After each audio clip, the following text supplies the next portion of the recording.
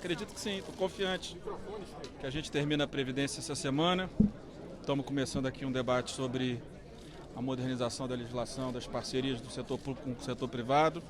E queremos avançar em outras pautas. A tributária já começou, tivemos uma boa reunião ontem com o presidente Davi, com o ministro Paulo Guedes, todos com o mesmo intuito de construir um texto, né, o governo na linha da unificação dos impostos federais, e acho que há um bom encaminhamento no diálogo com os governadores também, para que o ICMS possa participar dessa modernização e da simplificação do sistema tributário. Então tem muitas agendas importantes e a gente precisa superar a agenda de hoje, que ela é decisiva para que as outras possam ter também impacto na melhoria da qualidade de vida da população do Brasil. A gente espera repetir o resultado do primeiro turno, 379 votos, foi um resultado impressionante. O senhor acha que esse segundo turno vai ficar parecido?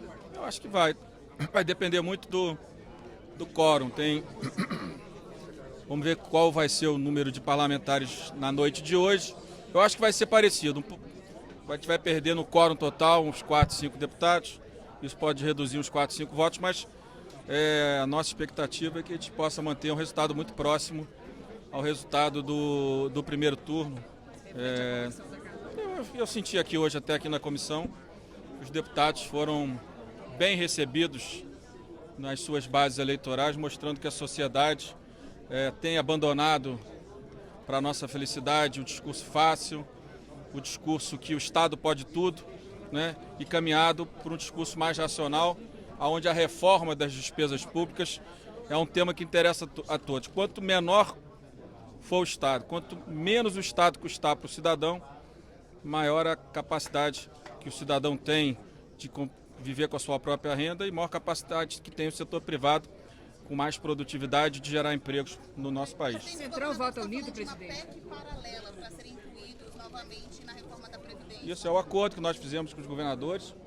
O presidente Davi foi muito importante na votação do primeiro turno na Câmara da PEC. Nós tentamos, sob a liderança dele, trazer os governadores já na Câmara, não deu tempo, ficou tudo muito em cima, mas eu acho que numa PEC paralela, eu acredito que é bem provável que o ambiente na Câmara já esteja melhor. Acho que o presidente Davi tem toda a condição, pela liderança que exerce hoje, no Senado, mas também conosco na Câmara de Deputados, de fazer essa inclusão, né? Ontem o ministro Paulo Guedes também pediu que se avaliasse a possibilidade da inclusão da capitalização.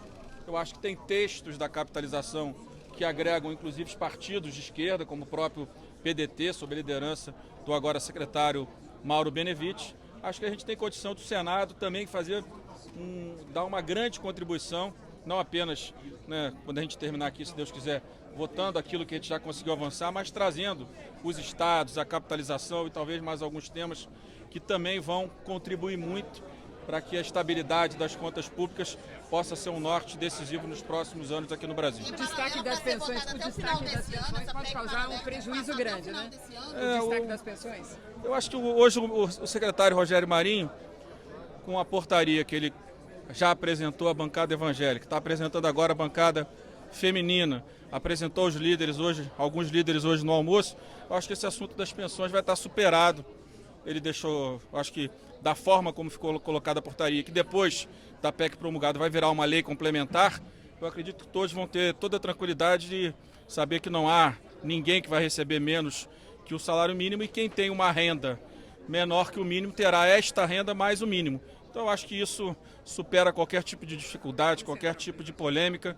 Os partidos hoje estavam na residência, todos os líderes compreenderam isso, compreenderam que foi um avanço importante naquele acordo que a gente fez com a bancada feminina e com a bancada evangélica na votação do primeiro turno dos destaques.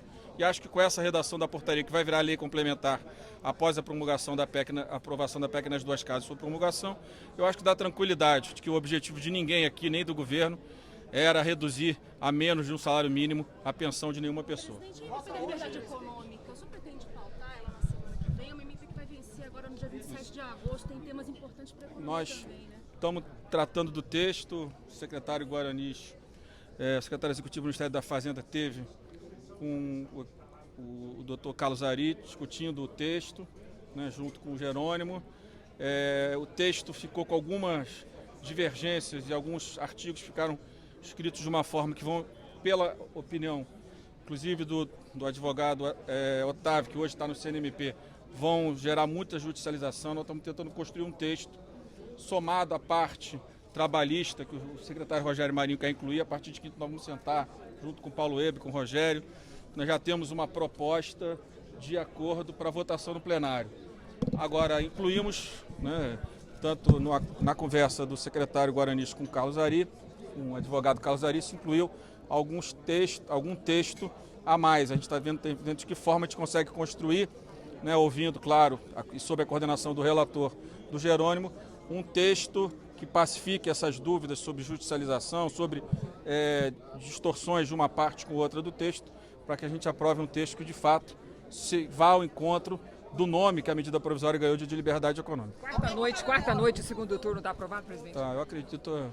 A minha expectativa é que quarta-noite a gente possa ter o final do segundo turno e na quinta a gente encaminha para o Senado Federal a PEC da Previdência. Presidente, com a PEC paralela começando lá no Senado, daria para aprovar já aqui na Câmara esse ano? O senhor falou de capitalização em governadores, então já passaria esse ano na Câmara? Com certeza, com certeza. O que a gente precisa é a liderança do presidente Davi, que ele construa esse bom acordo no Senado, trazendo, no caso dos estados, os votos dos partidos de esquerda, isso é decisivo. Mas eu acho que ele tem toda a habilidade, quase conseguiu comigo, né, sob a liderança dele, introduzir na Câmara, foi por pouco que a gente não conseguiu, mas eu tenho certeza que os estados e municípios terão os votos do PT, do PDT, do PCdoB, do PSB, que isso é decisivo, até porque os governadores desses partidos também governam os estados do Nordeste.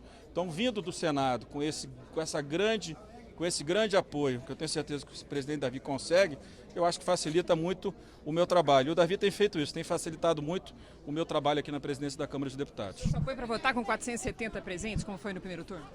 Eu quero votar o texto principal com mais, eu quero votar com 500 deputados, porque o resultado do primeiro turno foi muito simbólico, muito forte. A gente não deve fugir muito do resultado que a gente conseguiu no primeiro turno de 379 deputados. 7 destaques da oposição. Botar 308 no painel, 309 no painel, 7 vezes é um desafio? Não, a gente botou em mais número maior de destaques no primeiro turno.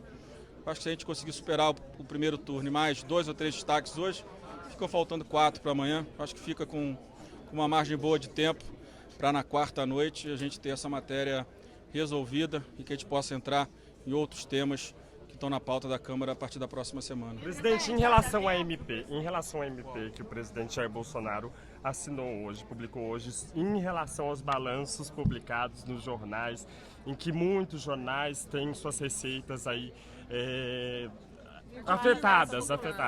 O senhor acha que foi retaliação do presidente em relação à imprensa, que vem atacando ele em diversas reportagens? Não, eu acho que a imprensa não está atacando ele. A imprensa está divulgando notícia. Se é contra ou a favor, essa é uma avaliação que cada um de nós tem que fazer quando é criticado ou elogiado pela imprensa. Não acho que o presidente tenha tomado a decisão de editar a medida provisória por isso.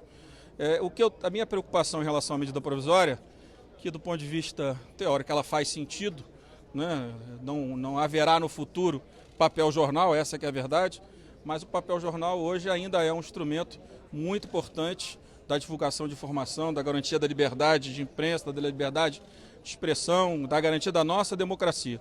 Então, retirar essa receita dos jornais da noite para o dia não me parece uma decisão, a melhor decisão.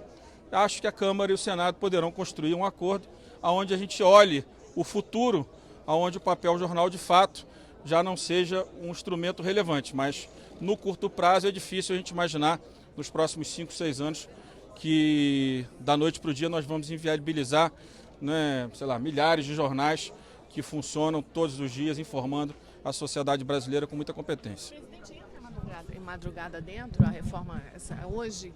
A intenção... Se votar o principal e mais 2 destaques, ou 3, aí eu acho que a gente pode encerrar e deixar os 4 últimos para amanhã, a partir de 11 horas da manhã, 11h30.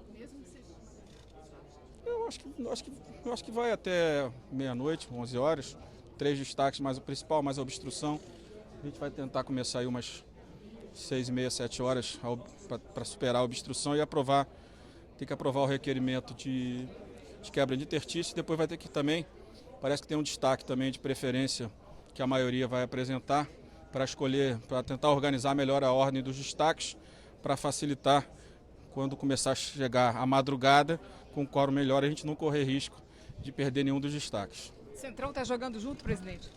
Os partidos de centro-direita estão conduzindo a votação da reforma da Previdência e nós devemos a todos eles, aos seus líderes, aos seus deputados e deputadas, esse momento importante que vive a Câmara e que vive a política brasileira. O texto não vai mudar, né, presidente? O texto não deve se depender da minha vontade, espero que também de mais 308 pelo menos. Eu estou confiante, vi aqui na comissão um ambiente muito positivo daqueles que votaram, né? Até no domingo passado, uma deputada me visitou e disse: eu vou ter uma outra matéria outro dia, e cheguei no meu estado, fui muito criticada e não imaginava que eu ia voltar para o meu estado, né? E fosse um estado do norte e fosse ser tão elogiada por ter votado, ter tido a coragem de votar a favor da reforma da Previdência. Eu acho que os relatos que eu tenho tido é que os deputados e as deputadas voltaram às suas residências, às suas bases e tiveram uma resposta muito positiva da sociedade. A reforma da Previdência, ela de fato organiza o sistema, né? Ela aumenta a idade mínima para todos, todos vão contribuir, né? Isso é importante, mas a sociedade compreendeu que esse sacrifício que cada um de nós vai fazer, ele é importante para que a gente possa voltar a ter um país mais igual, com menos desemprego e com menos pobreza.